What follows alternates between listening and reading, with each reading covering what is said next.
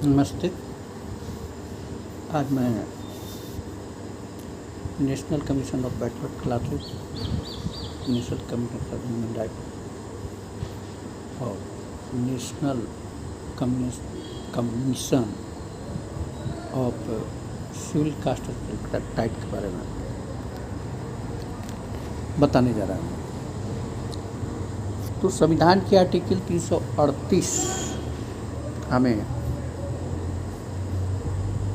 National commission of human right के बारे में बताता है और संविधान की आर्टिकल 38 हमें national commission of civil caste of civil type के बारे में बताता है तथा संविधान की आर्टिकल 338B हमें national commission of backward classes के बारे में बताता है, जो 1918 में 102 पेज का अमेंडमेंट हुआ और उसमें बैकवर्ड क्लासेस की कितनी कहाँ पर भागीदारी हुई इसके बारे में पूरी जानकारी देता है। तो हम ये कह सकते हैं कि इसे संविधान की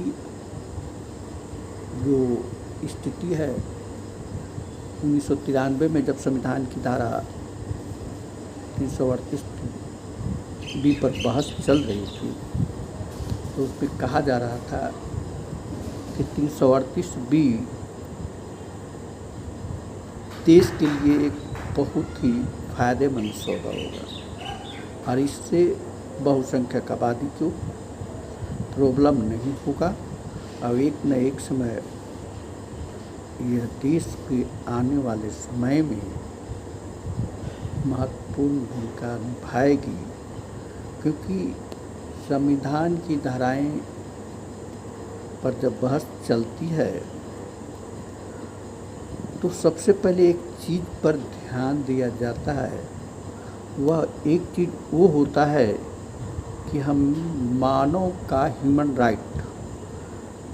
राइट के बारे में कॉन्स्टिट्यूशन में क्या प्रॉब्लम चल रही है, क्या दिक्कतें चल रही है। जब तक मानवता के बारे में सोचा नहीं जाए, ह्यूमन राइट के बारे में सोचा नहीं जाए, थिंकिंग नहीं किया जाए, तो हम कभी भी किसी भी लॉ पर अमेंडमेंट नहीं कर सकते हैं, लॉ को विकास नहीं कर सकते हैं। देश में बहुत सी संविधान की धाराओं को आर्टिकल के संशोधन किया गया और उसमें कुछ न कुछ जोड़ा गया और घटाया गया।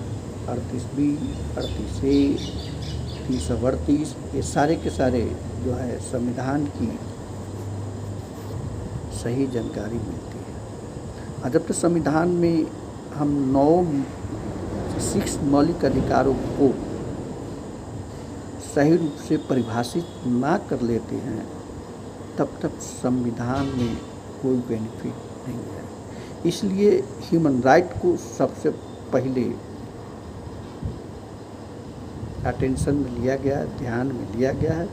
और ह्यूमन राइट ये है कि मानवता की विकास, मानव का विकास किस आधार पर किया जाए। क्या उन्हें रोजगार देकर विकास किया जाए, उन्हें शिक्षित करके विकास किया जाए, स्वास्थ्य अस्पताल देकर विकास किया जाए, कि जिसके पास घर नहीं हो उसको घर देकर विकास किया जाए। तो इन सभी बातों को ध्यान देकर 338 संविधान के अनुच्छेद 338, 338A, 338B यानी आप ये कह सकते हैं कि national commission of human right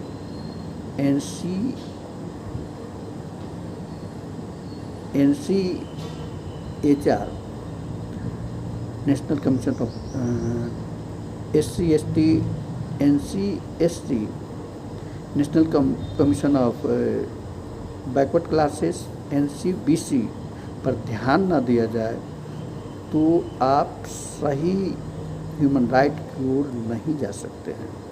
क्योंकि जनरली देखा गया है पुअरनेस की स्थिति, गरीबी की स्थिति ज़्यादा जो है आपको इन्हीं संस्थाओं, इन्हीं समाजों के पास है। अतः ह्यूमन राइट यूपीएससी में जो एग्ज़ाम आता है उस पर आप तो अच्छे ढंग से समझ गए होंगे। यदि आप परीक्षा के विद्यार्थी हैं तो इसको बढ़िया से समझिए और इसको परीक्षाओं में लिखने की भी कोशिश करेंगे।